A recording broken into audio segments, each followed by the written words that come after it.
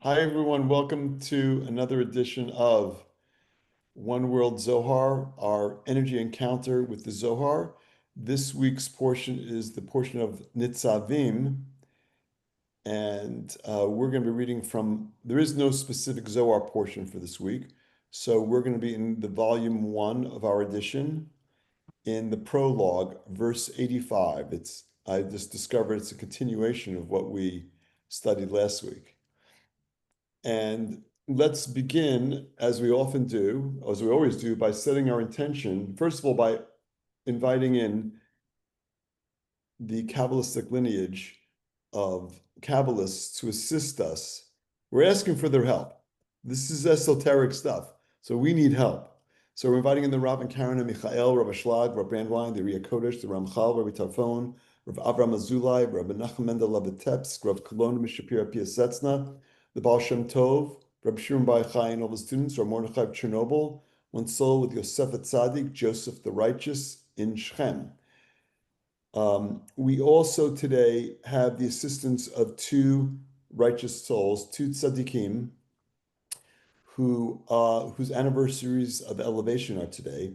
The first is Rav Chaim Pinto of Morocco, is a long line of Kabbalists by the name of Pinto. So we have Rav Chaim Pinto of Morocco, his assistance today. And we also have the assistance of Rav Shmuel Abba of Zichlin. So that's two people that we have. Today is the 26th of Elul. Yesterday, the 25th of Virgo, coincided with the first day of creation,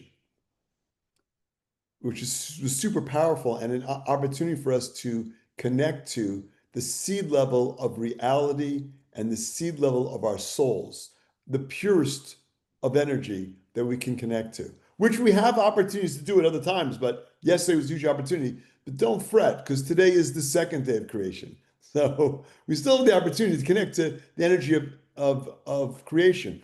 And the first day of Rosh Hashanah, what we call the new year, but really means the head of the year, the first day of Rosh Hashanah is the sixth day of creation when man was created. So now we know why we make such a big deal about Rosh Hashanah. It represents the seed level of man's creation on the sixth day of creation. Now, for those of you who are tuning into our Monday through Thursday study, where we're going through the book of Breshit, the book of Genesis, there's a lot of Zohar on that. We're constantly connecting to the seed level of a reality through that. But here we are right now, actually, during the 6 days of creation, again today, day 2. So one of the things that our teachers teach us about this week's portion is there's a verse that says, choose life, not death, essentially. I'm paraphrasing from the 6th reading. And what the Kabbalists teach about that is, what does it mean choose life, choose death? Does that mean don't go around being suicidal? I'm not making light of that. That is very serious. I don't mean to make light of that. I just don't think that and what our teachers say, that's not really what it's about. Obviously, don't go around being suicidal. And that's not, I don't mean to be dismissive of that. There are a lot of challenges that put people in such extreme straits. I'm not really going to that point. But what we mean by choose life, what we're saying is, there's different ways of putting this, but I would like to choose, but the words I would like to use, and something we have talked about, is difference between choosing life and choosing death, is choosing a consciousness of abundance versus a consciousness of scarcity. Choosing a consciousness of my internal spark versus a consciousness of body consciousness and physicality. Because life is eternal. So when you choose to connect to your source, your spark, your creator, you're choosing, sorry for putting my hand up, you're choosing life. But when we choose to connect to physicality, my jealousies, how I've been hurt, how I haven't been treated fairly. I mean, those things are all going on. My reactive nature, my impulsive nature, going for the quick fix. Those are natural things to do. You get hurt, you're going to hurt. You're embarrassed, you're going to be embarrassed. You're going to have jealousy of people who seem to be doing better. You're going to be jealous. That is human nature. That is natural. That's not choosing life. That's choosing death. That's choosing limitations. That's choosing scarcity. So the first takeaway that I want us to have in this study, other than inviting in the Kabbalists to assist us, is the distinction that's available to us this week and very powerfully tomorrow morning during the reading of the Torah, is this ability to choose life, not death, to choose to see it as a world of abundance, to choose a world of limitlessness, to choose to connect to my spark, to choose to how I feel be based on internally what's going on, not on externals. I skipped a part, and that is I want us also to, as we connect to these verses, to also connect to the energy from the realm of fulfillment that we're connecting to for the energy of healing. So everyone we know, please think about anyone you know who needs healing. Minda bar Chaya, Moshe ben Chana, Albert ben Imelda, Melda bar Carmen, Yisrael ben Menya Rachel, Yisrael Zev ben Menya Rachel, Ariel ben Rivka Tova, Nachman ben Chaya, Rachel ben Chaya, Jeffrey ben Fern, Shem Levor ben Chaya Chana, Levi ben Bluma, Sar ben Malka, Yisrael ben Rivka, Melis ben Margie, Chana ben Rivka, Yuli ben Son Navon, Bet Bat Laviva, Ganesa Brachadina, Surpel ben Ita Reza, and Carol bet Susan, Aviva bet Naina. Also sending out energy to all those souls that we know that are in the first 12 months of their passing, of their transition. We want to send them energy of comfort and elevation on their journey. Okay, so with all that, let's dive in. Now again, David, can I yes. ask? I know I was, for what you just listened, just share with us. I just want to add, with your permission, that, when we go through this process, like we were just studying on the book of Genesis, creation and the darkness, especially through this time and any time, we should remember that we have teachers in the community in the Kamala Center that could help us and provide us feedback and, directions to light on that specific moment. And that we also have a community in Chicago that we could reach out to each other, and just a simple hi or hello could alleviate whatever darkness or negativity or challenges we're facing at that time. Right. That's great. Thank you for making that point. So I said verse 85.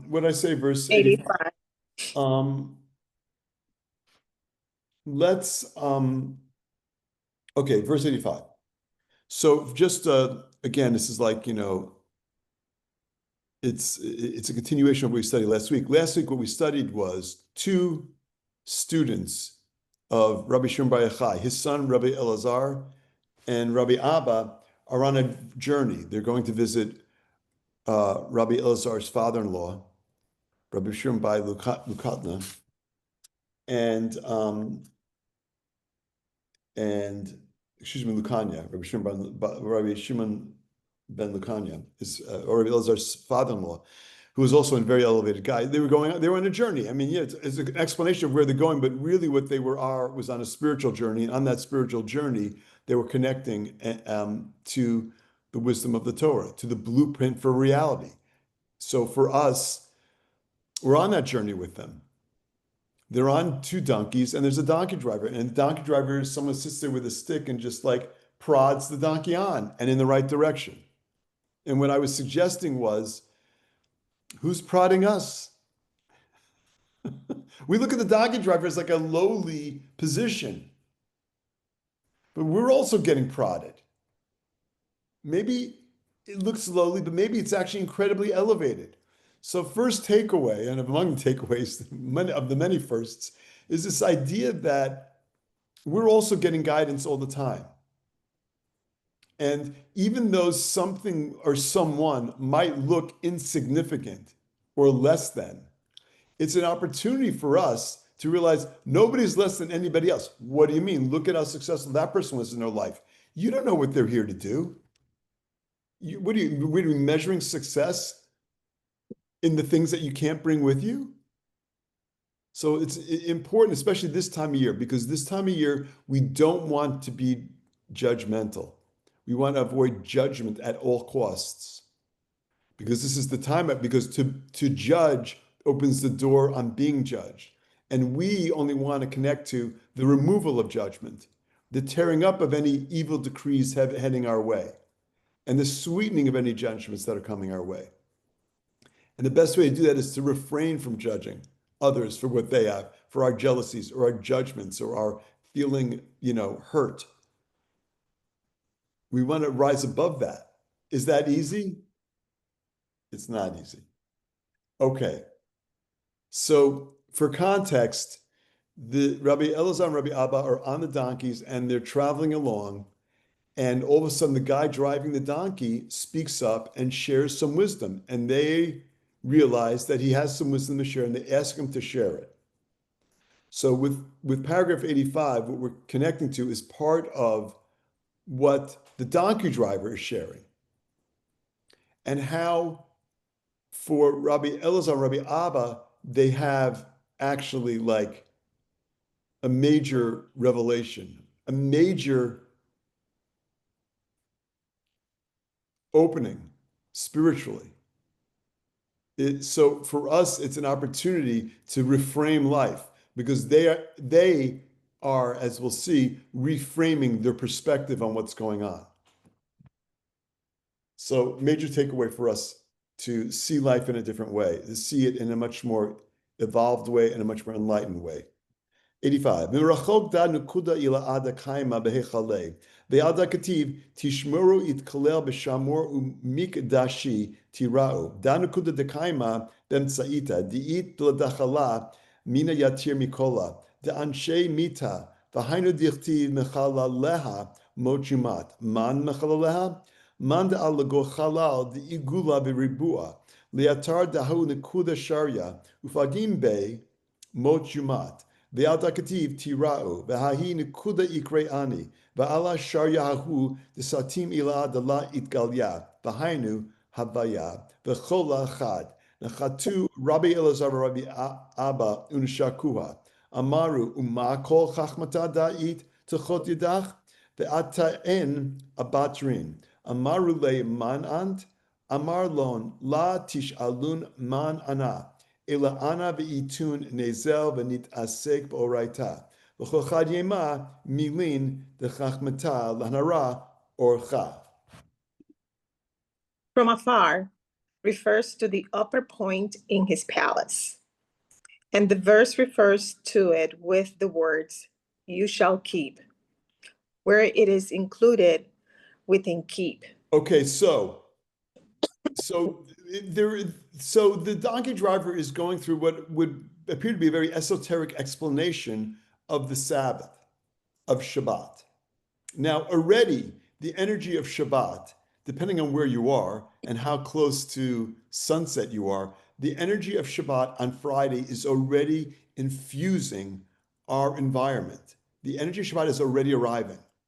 It's like 12:33 Chicago time right now. I think midday is between now and 12:45, something like that. But the point is that the energy is already starting to show up. You should be feeling it. And if you're not, it's like I want to be open to feeling that energy. Because that is the energy of the upper realm. This is the time where the connection between the upper realm and our realm is strongest. And so it's getting stronger as the day goes on to the point where at sunset, we're fully in that energy. And that energy changes over the course of those 25 hours, but notwithstanding, it's energy from the upper realm that we're able to tap into because it's more available. So here we are. The donkey driver is explaining an esoteric concept of Shabbatot, which means two Shabbases, 2 days, but there's only 1 day. So why is it pluralized? And he says it's because there's a circle and a square within Shabbat. Now, there isn't a circle and there isn't a square. So it's a metaphor for something. And he's trying to explain that what it represents is aspects of that special window in time that happens every week. What's more important, the Shabbat that happens every week or the Rosh Hashanah that we're going to connect to Monday night, Tuesday, Wednesday? Every week. Shabbat is more significant. Yeah, Rosh Hashanah is important. It's the day of judgment. We're working on something specifically. But Shabbat is an opportunity we have each week to connect to the flawless universe and manifest blessings. So one of the concepts about Shabbat is this idea of you shall keep. Shamor, guard. It says keep, but it really means guard. And so that's one of the aspects of Shabbat that the donkey driver is drawing specific emphasis to. There are two concepts. There's Shamor, guard, keep, and Zachor, remember. Is that because we're supposed to guard and we're supposed to remember? At some level, yes. At another level, Zachor is male energy. It's Zeranpin. It's potential that comes to manifestation. Guard, Shamor, is the manifestation aspect. And it's so what we have is Zachor, Shamor and Zachor, we're bringing together upper realm and lower realm. And we're not just reading it here, it's happening to us right now, in the present moment. And I don't mean it's happening to us in the present moment like it usually is. Well, we're reading it, so we're really experiencing it. Yes, it's happening to us right now because the energy of Shabbat is already infusing our environment. So it's happening on multiple levels right now. So it's a very opportune time for blessings. And we always want to be attuned to when the windows in time, when the opportunities for extra blessings arise. They happen all the time for different types of blessings. But right now is among the most opportune. Let's continue. Where it is included within keep, and reverence my sanctuary, refers to the point in the center that should be most greatly feared, since the penalty for transgressing it is death. Okay, so like pro tip, don't mess with the point. Don't mess with that. What does that mean? Again, when we talk about choosing life this week versus choosing death, if death is scarcity, then we want to avoid thoughts of scarcity on Shabbat. We want to be connected to abundance. We're literally connecting to abundance. So what does it mean to fear that point? Is it really a point? Or is it a point of consciousness? Let's continue. For it is written, everyone who profanes it shall surely be put to death. And who profanes it, those who penetrate into the space of the circle and the square, into the spot where that point is situated, and damage it, they shall surely be put to death. So this isn't something that just happens happenstance by accident. I was negligent. No, this is a consciousness. And again, so on Shabbat, when I have the opportunity to connect with Zeranpin, the upper realm, the world of abundance, the worlds of blessing, the world of unlimited, I want to be very careful on Shabbat where my consciousness is, because my consciousness ends up in the wrong place, in scarcity, in aggression, in judgment, in they're not being nice to me. And when it ends up in those places, I'm damaging the point. I'm damaging the connection to the unlimited realm. I'm doing that. It's not doing, what do you mean put to death? I mean, there are instances where people can do things that, then we're not talking about that. Right here, the opportunity for us is to strengthen our consciousness of connection to the realm of abundance, to looking at the world like it's a world of abundance. I know, but like I just had this challenging thing happen in a relationship that I really value, and it's hurting the relationship. It's not the relationship. It's your connection with the Creator. That relationship is being challenged because I'm not really showing up with a consciousness of understanding that everything is coming from the Creator. And when I take that for granted, I start to lose things, or I start to face the challenge of losing things. So I want to strengthen my consciousness of connection to the Creator, of awareness of that opportunity that connection brings. And this section is giving us, is helping us to strengthen that. Let's continue. This is why it is written, and reverence. And this point is called I, where the Most High and Concealed One, namely Yud-Keh-Vav-Keh, prevails. Thus, I am Hashem, and all is one. Another opportunity we have this week, and this also goes to Nitzavim, which means, and we shall stand before the Creator, is this opportunity for unity.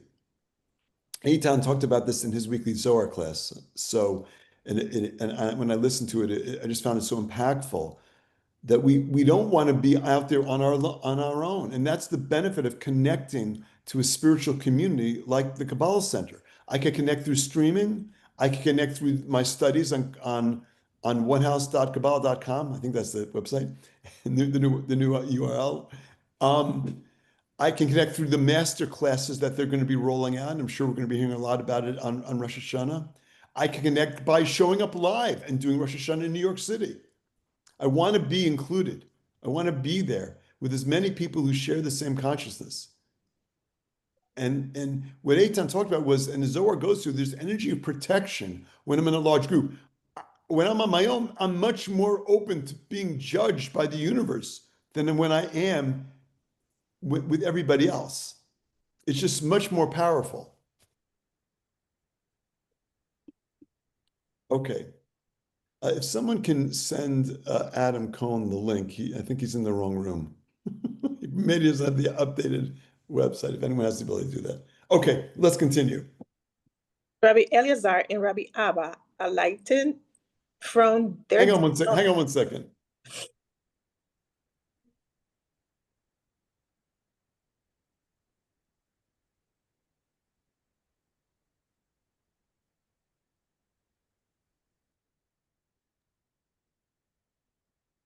Are you doing it? I was going to do it, but if Yeah, you're if you doing could, I'm just sending him a. okay.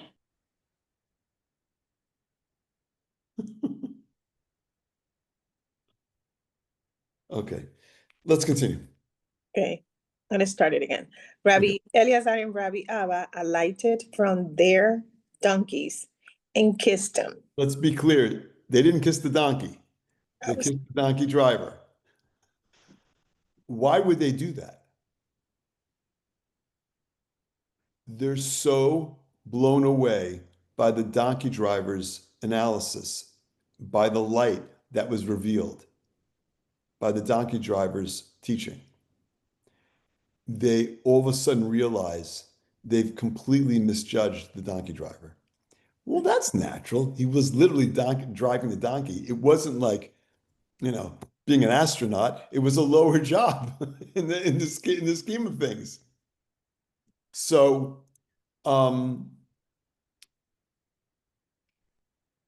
we also, this is an opportunity for us to go through our life. Let's not judge people because of position, because of who they are, where they are, who they associate with. We don't know anything. Is it natural to judge? Yeah, it's the easiest thing in the world. It's so easy. That's why we do it. But we want to be navigating life and our reality and rising above those egocentric, those impulsive, those kinds of thoughts. That's how we grow. That's how we connect to the light.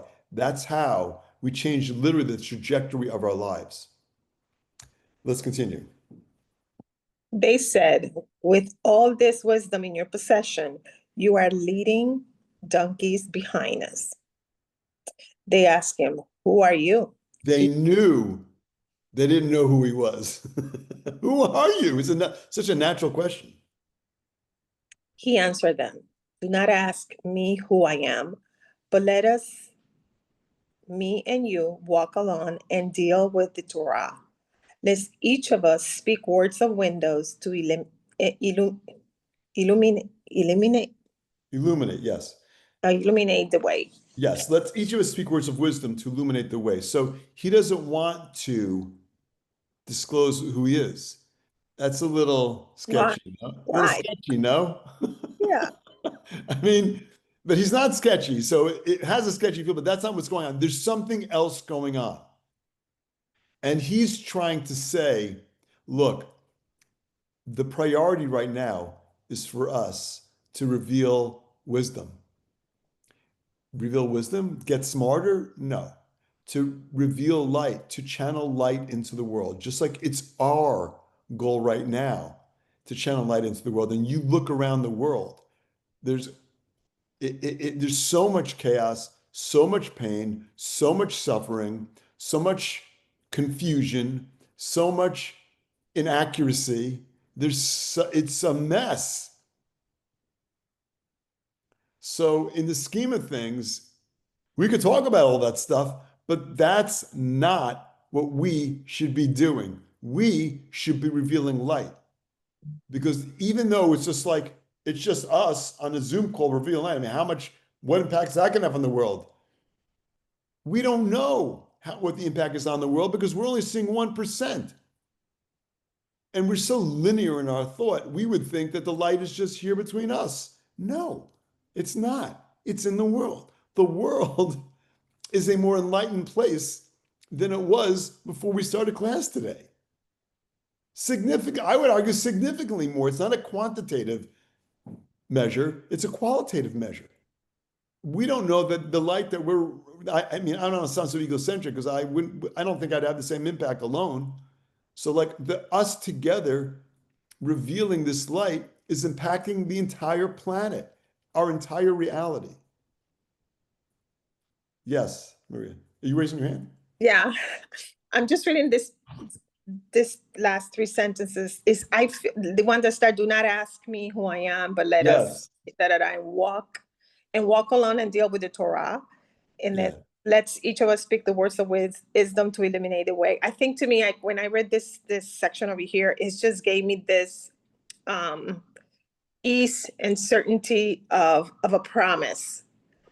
Because everything in the Torah is such a sacred readings and writings and history behind that really it should, if we believe in it, have this certainty of that much light that brings into our life. Absolutely. That is going to reflect in us in the way we speak, communicate with others, and shine through our path. And we'll be able to see that. Exactly. And so we're able to like restrict when we see what's going on and to be able to be more proactive in what it is that we do and more sensitive in how we show up and restrict that ego reaction. 100%. Let's continue. Verse 86. Amaru le, man yahav lach lemezal hacha lemeve ta'un b'chamre. Amarlon yud avad karava bijrein atvan. Bekach v'samach litkashra b'hadai kaf laba'adis talak litkashra batar de layachla lemeve riga chada elebe samach laba'adis talak begin l'saada l'inun denaflin dehabali samach la yachlin lemeheve. They said to him, who has put you here to be the donkey driver? They see he's this incredibly elevated soul. And they're like, who put you in this job? Like, what kind of misassignment or misalignment is that? Like, they don't get it. I mean, it doesn't make sense. We'll in a second. He replies, the letter Yud wage war against the two letters Kaf and Samech to come and join me. The letter Kaf did not want to leave its place and join me because it can only be at rest in the throne. And the Samech did not want to leave its place because it has to support those who fall. And without the Samech, they cannot survive. Well, that clears it up. I mean, also a very esoteric explanation. It's the letters. So obviously there's so much more to this. Mm. So for us, there's also this power to, when things are going on around us, defy explanation. Let's not rush to judgment or make conclusions about the speaker, about what they're saying, about what the significance is. It's okay to not understand. Like, we want to understand, but it's okay to not understand. And not understanding is understanding. It's understanding I don't get it. That's okay too. We know additionally that the world was created with the 22 letters. So again, this is a connection to the sea level of our reality. because it's connection to the letters. And what he's saying is the letters were tied up. What do you mean they were tied up? They had other responsibilities. Those letters are doing other things. And so they weren't available. They were fighting over each other to join him. The Yud did in order to come join him. What does that mean? We got the Yud, we have the Kaf, and we have the Samach. What's going on? Not clear. But they were tied up with other business. So the moment wasn't right. Let's continue. Yudata lagabai lichida na shekli v'gapeth li b'chaimi v'mar li b'ri ma aved lach aval hai ana istalak v'na itmale mikama tavin v'advan timirini la'in yakarin v'atar ken ay te legabach v'ana ebe sad id lach ve'eten lach as ach santa ditren advan ilaim yatir mi ilaim dis talaku de inush yesh de inun yesh yud ila'a v'shin ila'a lemeve lach otzrin malya mikol v'gin kach bari zil v'heve ta'in chamre v'alda ana azel b'chach. I just want to remind everybody that whatever's coming up in your mind when we're reading that Zohar, it's like, well, I don't understand the Zohar. Something we understand things here and there, but whatever's coming up in your mind is important. It's an opportunity, no matter what it is, or it wouldn't be coming up. Let's continue, Maria. He continued, the letter Yud alone came over to me by itself, kissed me, embraced me, and swept together with me. And wept. Oh, I'm they sorry. cried. We Wept cried together. What does that mean? Like he embraced it. Was it the Yud? Well, what's the Yud? Well, Yud is 10. It's the tree of life. Yud is also the first letter of the tetragram. It's in the Yud Kei Vav Kei, which represents Chokhmah, but also the point of the Yud represents Keter. I'm not sure that's helping me though, because I'm like, there's some significant connection going on between the donkey driver and the letter Yud. That we know. Let's continue. My son, what shall I do with you?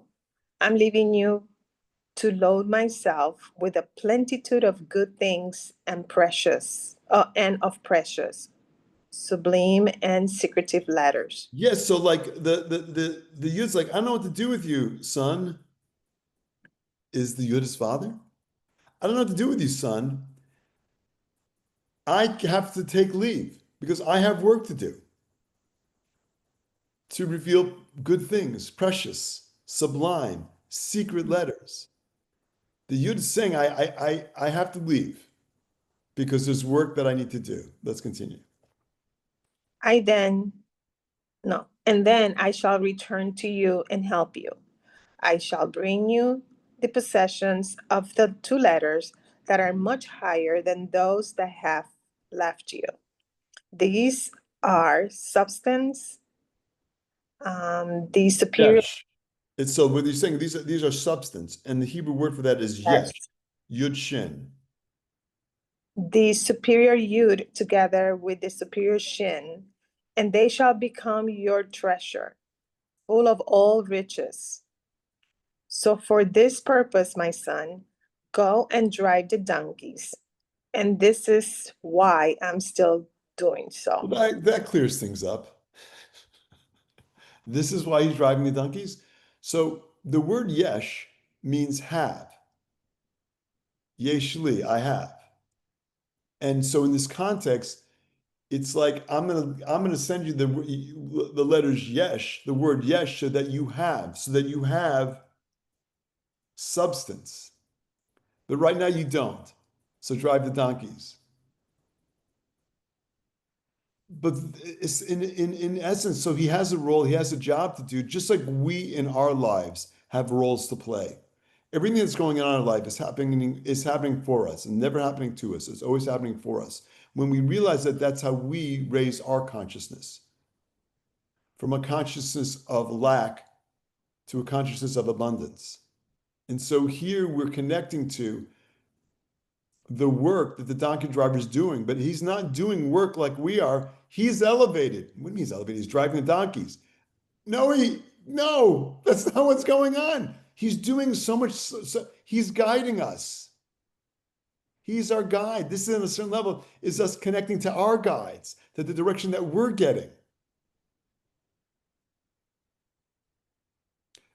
I mean, they're taking time out to help us. Yeah, that's the job they've been given. It's not ready for them to do something more significant. That is significant. That is the significance of what of their role. They were in the role of guides.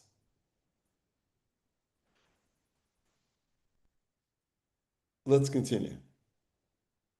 88. Chadu Rabbi Elazar Rabbi Abu Uvacho Amaru Zil Recheb Va'anan Natin Abatran Amarlon La Amirat Lachon the Dif Koda the Malka Ihu Adiete Hau the Ta'an Chamre Amrule Hashemach La Amartlan Ata Be Motavach Maihu Amarlon Ata Beit Modvi Ihu Tav Al La Lagabai V'yu migdal chad defarach ba'avira, rav v'yakira, v'inun dairin be bahai migdala, kadosh baruch hu v'chad miskana, v'dahu atar be motvi, v'galena mitaman, v'ana ta'en chamrei, ashgachu Rabbi Abba Rabbi Elazar be v'at lon miloi, Havo mitikin kemana de veduv sha. Amarule shma da avuch itema nan shek afra de raglach. Amarlon va'amai lav orach dili bechach lit ga'a ba'oraita. Rabbi Eleazar and Rabbi Abba rejoiced. They also wept and said to him, "Come, you shall ride on the donkey, and we shall walk along behind you." He said to them, "Have I not told you that it is the command of the king until the donkey driver appears?" This refers He's saying until the other donkey driver appears. Who's the donkey driver? And here's what Rabbi Shlag tells us. This refers to King Mashiach, who is described by the words, poor and riding on a donkey. Ultimately, we're told that the Messiah is going to arrive riding on a donkey.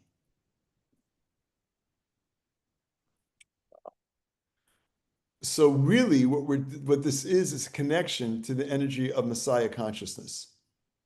So it's a super powerful opening to the Garden of Eden for us, to the energy of manifesting fulfillment on everything. Go ahead. They said to him, "Until now you have not given us your name. And where do you live?" He told them, "Where I live is a good place and very precious to me. It is a tower, a very highly exhausted tower that floats on air." Okay, so all of a sudden, if the tower he lives in is floating on air, we're not dealing with someone who's completely mortal. We're not dealing with someone who we're dealing with a very elevated soul. Go ahead. "And those who live in this tower are the Holy One, blessed be he, and one poor man. But I have been exiled from there and came to drive the donkeys." Rabbi Abba and Rabbi Eleazar looked at him, and his words tasted as sweet as the manna and honey to them. Where does manna come from?